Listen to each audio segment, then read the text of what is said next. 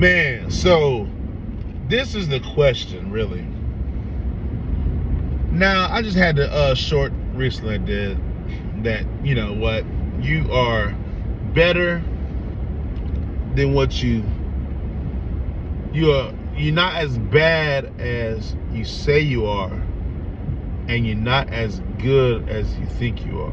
There's I don't know, the word is dichotomy. I don't know if that's the right word, but there's like a little thing there to where you have to play the middle. It's a work of balance that you got to work in the middle with.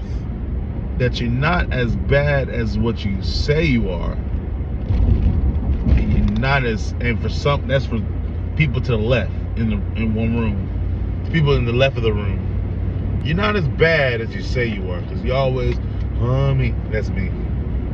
And for the people in the right of the room, you're not as good as you think you are. Like, you know, they all been in like, yeah, they with their chest out and their chin up, and they're like, yeah, you're not.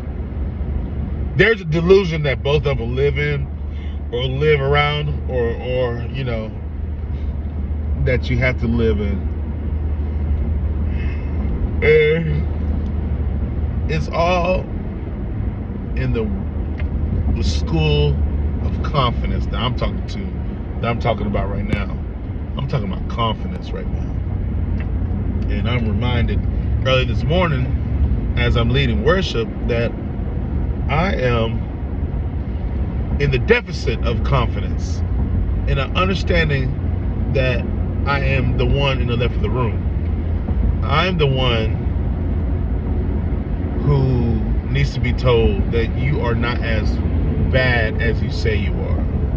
Thing is this, I have a lot of gifts and talents, a lot of heart. I desire to do a lot of things, but I always feel bad because I'm not as good as I want to be. Now, that goes to my laziness. Well, if you're not, then practice and train. Do more of what you want to do more to become greater and better in. Another story. But anyways, but I want to talk about this game called confidence, and how people play this game, and a lot of times people win, and the winners sometimes are people who should not win at all, people who are delusional, but they win. And sometimes it's not about how good you are, sometimes it's about how good you think you are. You know, this goes against what I say. Well, not really, because the truth is you are not as good as you think you are, but you can win the game outside of truth, in the game of people's opinion or whatever. They probably know the truth, but they probably mesmerized about how the confidence and how you displayed or portrayed a thing. So you probably wowed people. So if you're, you know, successful and you're mediocre but confident, you're winning. If you're unsuccessful and you're above mediocre, you're pretty great, but no confidence and no success, you're not winning.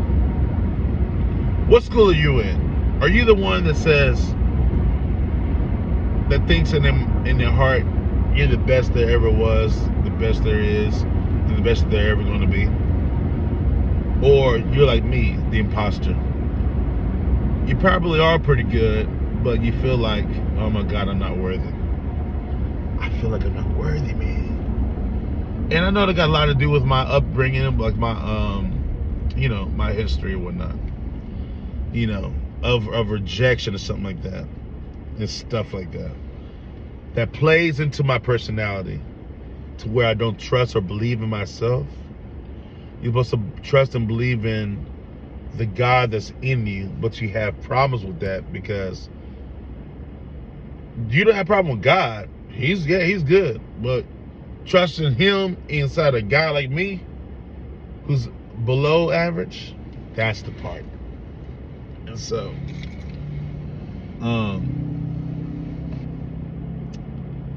that's why I feel like sometimes I feel like the imposter. But I'd like to hear how you see yourself. This is like a question about how do you view yourself? Do you view yourself, think about it in third person, Do you usually see yourself as, man, I'm just a living legend? Or do you see yourself as, wow, I'm not worthy? Why am I even here? And I'm more on that side. I'm so curious to know where you are. Just know at the end of the day, you are worthy. And I'm talking to myself as well. You are worthy. God does not make mistakes. When He made you with a purpose and an idea. He had you He has a blueprint ready for you to discover. There is a reason why you're here, and He wants you to go to Him to see and find what that is. You're not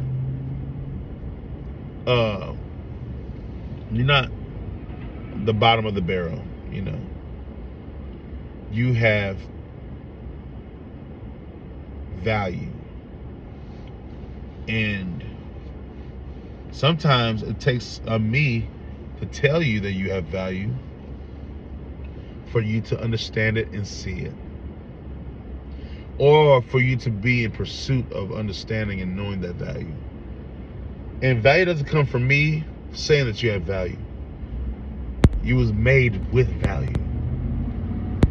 God gave you that value when He created you, when He made you, because you are made of Him and you're made for Him.